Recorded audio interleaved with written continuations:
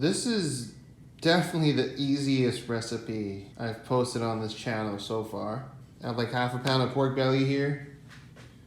I have some mirin. This is gonna be the sweet component.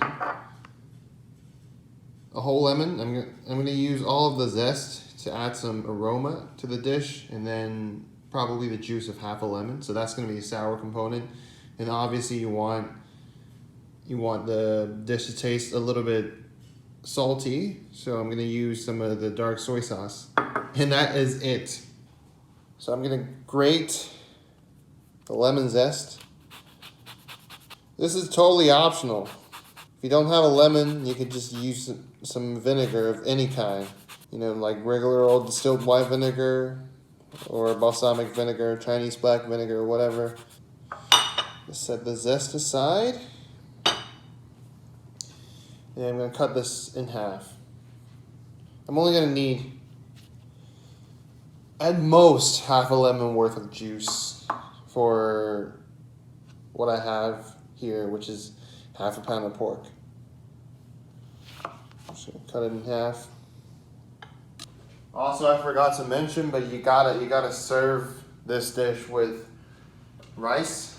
So I have some rice already made here. I got these pork slices from H Mart, and you want pork belly first of all, because it's got enough fat so that you don't have to add any fat or oil to make the dish. Second of all, you don't want the slices to be too thin.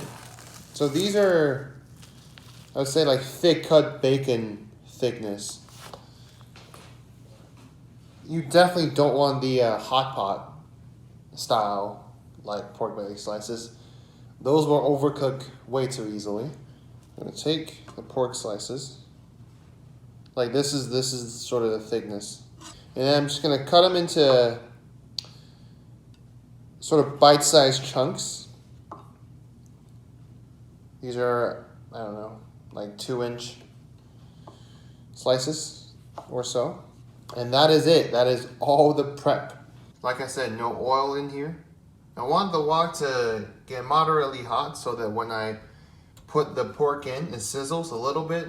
But at the same time, I don't want to scorch the pork because I'm relying on the natural pork fat to render. So I don't want to scorch anything. So when I put my hand here, it feels warm. So this is the right time to just put my pork in. You hear that?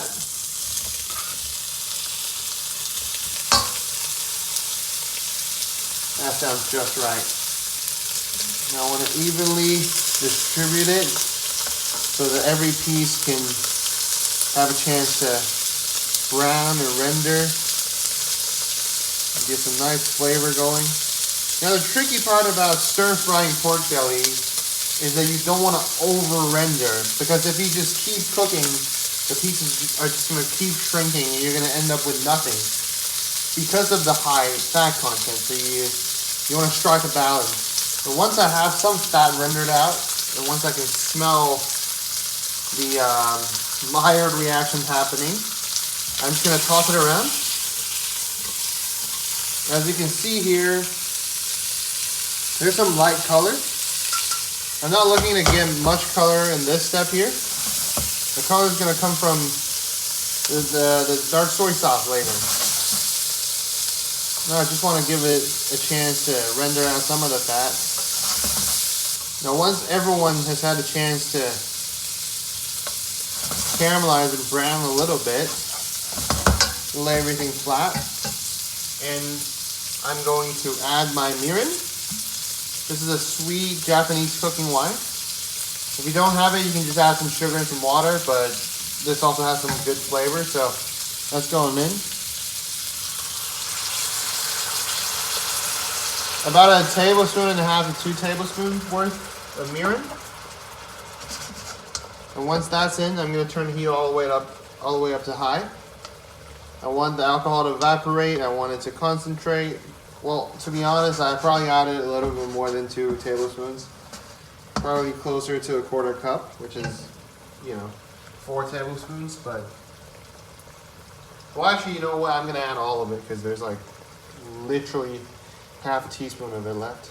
Now, once about half of the mirin has evaporated, I'm gonna go in with my soy sauce. Now, with soy sauce, you really want to be careful because it's very salty and you know it can ruin your dish. So I'm gonna go in with this time actually about a tablespoon to start. You mix it in.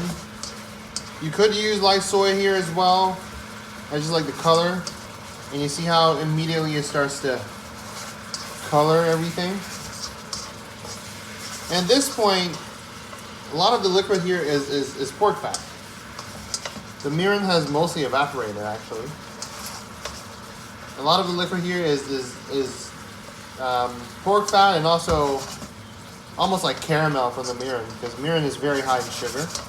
So now I'm going to turn the heat down. I turn it up when I added the mirin so that it can evaporate quicker. Now I'm turning it back down to medium high. You can see how things are getting a little sticky in here, and that's exactly what I want. I want the sauce to coat the pork pieces. At this point, the pork is pretty much cooked. Now I'm gonna try a piece. This is test the seasoning and doneness. And this is nice. Just gonna add about a teaspoon more of soy sauce. And now I'm gonna add my lemon juice. All right, to get the most out of your lemon, you just poke it with a fork, and then you kind of squeeze it all in. Once again, this is about half a lemon for half a pound of pork. Now I'm turning the heat off. I don't want things to burn. And this is pretty much done. You can see the viscosity. You can see the viscosity of the sauce here. You see how it coats all the pork slices? That's real nice. And then finally, the lemon zest goes in. And this guy's done. All right, and to serve, it really couldn't get any easier. I'm just getting my rice bowl here and then just gonna pour that all over.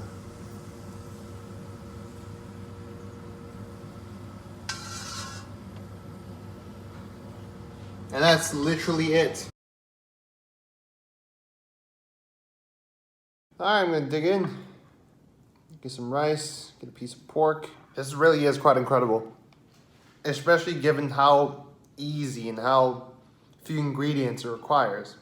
It's rich from all the fat from the pork belly, but it's also very refreshing between the lemon juice and the lemon zest that went into this dish. Now this works for a number of reasons. First of all, pork belly has enough fat, and when it's sliced this thin, it's virtually impossible to mess it up because if you cook it a little bit more, you're just gonna render out more of the fat. And the pork slices themselves are gonna still be tasty. And then the fat rendered out together with the sugar from the mirin and the salt and the soy sauce just creates this thick, sticky, well emulsified sauce that coats every single piece of the pork. And when it's put on top of some white rice, it just all drips down and gets absorbed. So you just get this wonderful bowl of, you could call it Don if you want, like Japanese rice bowl. But it's just really amazing. And you know what it needs? A little bit of, just a touch of togarashi, Japanese 7-spice powder. Or rather 7 flavor powder. Either way, this just adds some brightness and a little bit of a kick, It's got chili peppers. Oh, actually, I didn't even know this. There's dried tangerine peel in togarashi. So that echoes well with the other citrus component that goes into this dish. So everything just makes sense, you know? And the rice is all glazed with this nice, sticky, fatty, flavorful glazed sauce. Now, obviously, this is almost nothing to do with the quote-unquote legit or traditional sweet and sour pork. Still, this one is pretty good. If you don't eat pork, you know, you could still make it with beef short ribs. You know, ideally you would have it cut like this. Well, I guess you could go find, you know, the Korean cut like barbecue style short ribs and then just cut them into these individual pieces. They're most likely going to be bone in, but that doesn't really make a difference when you like chop them up into these bite-sized pieces and stir fry everything. So you can get those. The rule of thumb is you just want something with a lot of fat, because otherwise it's really not going to have that much flavor. It's really the fat that's interacting with all the seasonings I put in there. And you want something that can be cooked, you know, within a short amount of time. You don't want to go get a piece of oxtail and like trying to do this, or, you know, trying to get a couple beef cheeks and trying to make this dish. It's just not going to turn out good. You want something fatty, you want something that can be fast fried. This is definitely a good touch. If you don't have togarashi, just add whatever like dried chili flakes or chili pepper you can find. It really adds another layer to it. So, literally sweet and sour pork. This one, there's actually not that much to say, except that it takes 10 minutes to make, and it's absolutely amazing. You could double, triple, quadruple the recipe. It's going to turn out the same. Having a non-stick wok or a non-stick pan really would help, because you're not adding any more fat. Now, if you make it in a metal cookware, you might want to start on low heat and then slowly render out the fat so that nothing gets stuck. But when you do that, again, you run the risk of over-rendering. So you'll end up with like a pool of fat and not enough meat, if that makes sense. So I would recommend just making it in a non-stick piece of cookware. Other than that, just make it. It's amazing. Sprinkle some chili pepper on top. So yeah, like, subscribe, comment, share. I'm out.